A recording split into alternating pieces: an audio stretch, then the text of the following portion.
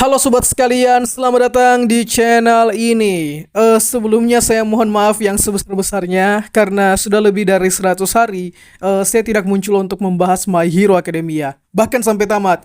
Sebelum itu silakan marah dulu karena saya selama ini sebenarnya menghadapi masalah yang ekstra krusial juga. Mulai dari masalah pribadi, penelitian, dan saya ini sedang menyelesaikan tesis saya di Universitas Hasanuddin. Oke, jadi di beberapa minggu yang lalu, My Hero Academia sudah resmi berakhir. Tapi meskipun begitu, masih ada beberapa hal yang janggal pada akhir kisah My Hero Academia. So, di konten ini akan kita bahas apa yang menjadi plot hole dari kisah My Hero Academia.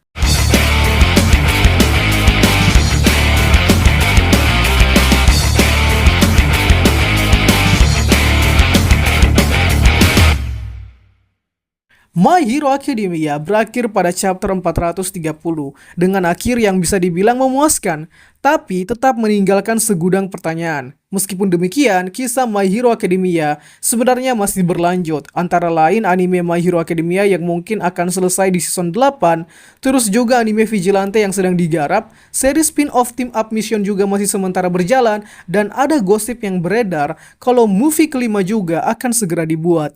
Entah untuk movie kelima ini benar akan dibuat atau tidak, tapi berdasarkan persentase kesuksesan movie keempat, bisa saja movie kelima itu jadi untuk digarap. Ya, siapa sih yang gak mau untung? Wong Naruto aja dimiliki habis-habisan ya kan? Jadi, apa sih sebenarnya konklusi dari tamatnya My Hero Academia ini? Hal utama dari tamatnya manga karya Horikoshi ini adalah cerita yang selesai dengan plot hole yang cukup mengganggu di kepala para fans. Beberapa plot hole-nya seperti siapa Nezu yang sebenarnya, bagaimana kelanjutan dari Quirk Doomsday Theory atau singularitas Quirk, dan misteri hadirnya Quirk itu sendiri. Kalau misteri soal bapaknya Deku sepertinya bodoh amat lah ya, tak perlu itu dijadikan misteri. Oke, kita bahas dulu soal plot hole Nezu. Nezu ini tidak ditunjukkan latar belakangnya secara gamblang. Beberapa chapter mungkin menyinggung bahwa Nezu adalah hewan yang belum teridentifikasi secara jelas, apakah dia tikus, beruang, atau anjing. Tapi yang jelas, Nezu adalah sedikit kasus dari hewan yang memiliki quirk. Dan quirk yang Nezu miliki ini adalah High Speak, quirk yang memungkinkan Nezu memiliki kecerdasan di atas Homo sapiens. Nezu dikatakan sebagai hewan yang melewati eksperimen sadis oleh manusia, sehingga dalam beberapa kesempatan, Nezu menganggap manusia sebagai potensi ancaman. Nah, dari sinilah yang Horikoshi luput untuk jelaskan. Padahal, salah satu yang menjadi keunggulan My Hero Academia adalah setiap karakternya diberi panggung untuk menjelaskan latar belakangnya. Nah, sayangnya Nezu di sini tidak dijelaskan lebih jauh. Padahal, kedudukan Nezu itu penting dalam struktur sekolah Yue dan kisah My Hero Academia itu sendiri. Jangan-jangan sebenarnya Nezu ini punya rencana tersembunyi gitu kan? Kedua, mengenai singularitas dan doomsday atau kiamat quirk.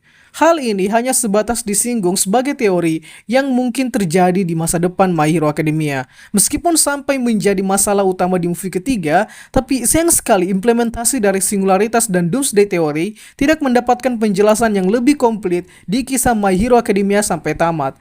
Pertanyaannya adalah, kenapa harus ada narasi singularitas dan doomsday jika hal tersebut tidak mendapat kesimpulan akhir? Apakah itu hanya sebatas dicontohkan pada Eri yang memiliki kekuatan untuk memulihkan material di umur yang sekecil itu? Atau apa sebenarnya? Dan ketiga, asal-usul quirk itu sendiri. Hal paling mengganjal dari akhir My Hero Academia adalah tidak dijelaskan asal-muasal quirk. Quirk dijelaskan hadir pertama kali di Cina dengan kasus anak bersinar yang menjadi tanda dimulainya era manusia super. Tapi dalam kisah masa lalu All-For One dan Yoichi, rupanya Quirk sudah lebih dulu muncul di India ketimbang dari Cina. Negara Cina yang dijelaskan oleh Deku sepanjang kisah My Hero Academia mungkin berkaitan dengan asal-usul Quirk yang Deku ketahui berdasarkan konteks sejarah yang diketahui oleh publik. Namun yang terjadi sebenarnya justru tidak faktual, oleh sebab India sudah mengalami kasus quirk jauh lebih awal. Lantas, ada apa dengan quirk sebenarnya? Ini tidak dijelaskan lebih dalam oleh Horikoshi dan justru malah memunculkan fenomena baru, di mana Dabi yang memiliki quirk api justru memunculkan quirk es. Ini benar-benar seperti menjadi lubang besar di tengah jalan. Quirk dijelaskan mengenai kompleksitasnya yang terbagi menjadi 3 tipe, tapi asal dan proses terjadinya quirk itu sendiri tidak dijelaskan, sehingga kita masih mengawang-awang. Sebenarnya quirk ini adalah fenomena akibat sains kah?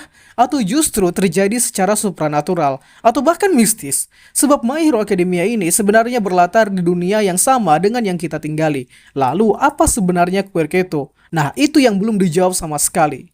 Jadi, apakah My Hero Academia akan berlanjut? Jawabannya masih 50-50. Horikoshi dalam beberapa kesempatan menjelaskan bahwa dia akan membuat spin-off My Hero Academia, namun bakal lebih fokus pada kehidupan sehari-hari murid-murid UA setelah perang berakhir. Mungkin di spin-off inilah akan dirangkai beberapa jawaban dari plot hole yang belum terjawab. Juga jangan lupa di akhir kisah Vigilante, dijelaskan bahwa kisah Koichi akan dilanjutkan pada My Hero Academia ... menunjukkan bahwa ada judul lain di balik itu. Lantas, apakah Koichi sudah berlanjut kisahnya? Belum. Koichi hanya ditunjukkan sekilas setelah perang selesai, dan itu hanya satu panel. Dengan demikian, kisah My Hero Academia mungkin saja akan berlanjut. Apakah itu berupa spin-off, movie, prequel, atau sequel? Oh iya, pada akhir chapter 430, Deku menyatakan bahwa ini adalah kisah di mana mereka semua menjadi pahlawan. Deku di sini sudah menjadi guru sekaligus pahlawan terhebat. Lantas, apakah Deku akan memiliki kisah lanjutan setelah ini? Kalaupun ada, tentunya itu adalah cerita yang Deku tidak tahu akan berakhir seperti apa. Karena kisah perjalanan Deku dan kawan-kawan yang menjadi pahlawan berakhir saat Deku mendapatkan kostum pahlawan dari All Might. So itulah pembahasan kali ini dan see you next time.